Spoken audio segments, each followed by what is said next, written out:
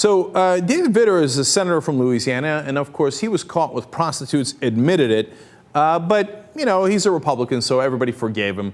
If you're a Democrat like Eliot Spitzer or anything like that, you got to go. Oh, it's not even close. If you're President Clinton, it wasn't even a prostitute, it was an intern, but you should be impeached. But if you're a Republican, when Vitter came back, the Republican caucus gave him a standing ovation. That's how they were pleased to see their whoremonger friend.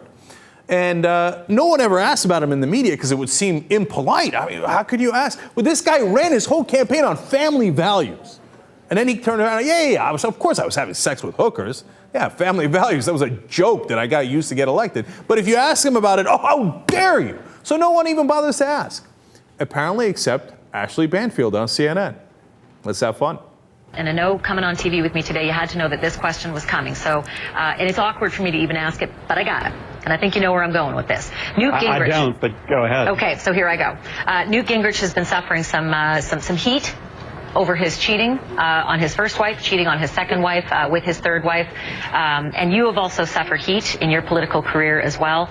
Back in 2007, admitting to having made some calls to an alleged prostitution operation.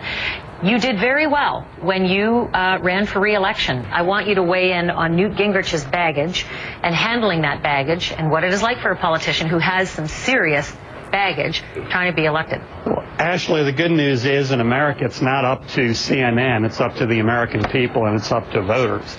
That was the case in my election in 2010. That's going to be the case in this presidential election. Yeah. Well, she didn't ask whether CNN was going to decide the issue. She didn't say, hey, you know what, CNN has decided that you're a scumbag, which although, of course, you are, but CNN would never say that. She just asked a very simple question. Look, you had to deal with baggage because you were screwing hookers. She didn't even say that. I think she should have at least clarified it for the audience because they might not know what a whoremonger David Vitter is. Why don't you address the question? Oh, no, I'm going to blame the media, just like Newt did. Yeah, that's very clever. And by the way, she paused a lot before asking the question, but God bless Ashleigh Banfield. That's totally okay.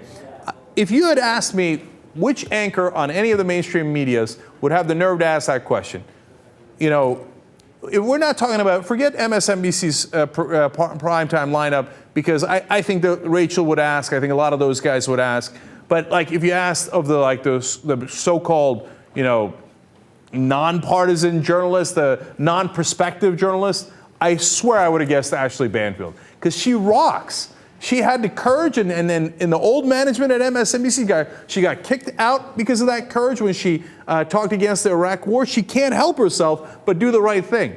I'd be surprised if one day Ashleigh Banfield didn't work for the Young Turks. Anyway, here's part two.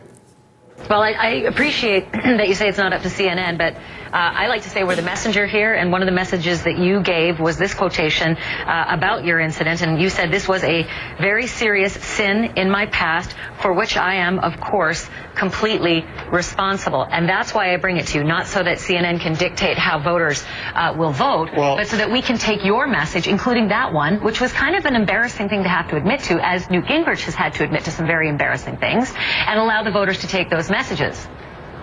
Right, Ashleigh, sure. Okay. You're personally doing, in my opinion, outdoing Out King, but go for it. I'm not trying to outdo anyone, sir. I am trying to hold you accountable for the things you did, and I also said that you beat your opponent by 19 points, which is a pretty nice thing to say. What I'm asking you is, can you compare the difficulties that you struggled with to what Newt Gingrich is struggling with?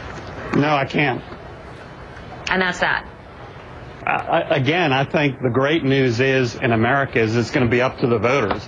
I appreciate greatly not only you getting up early and coming in to speak to me, but also equating me with John King, because I think he's pretty great. Thanks, great. Senator. Appreciate it. Go for it.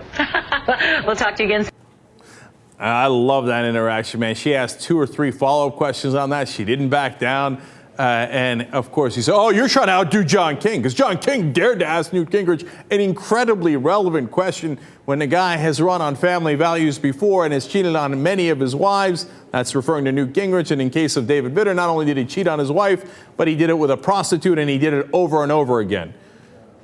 I love Ashleigh Banfield, man. Nicely done. And if they come on your show, you got to hold them accountable. And by the way, there is, of course, one other network that would definitely ask David Vitter that question. That would be Current. Every single person on Current would ask that question.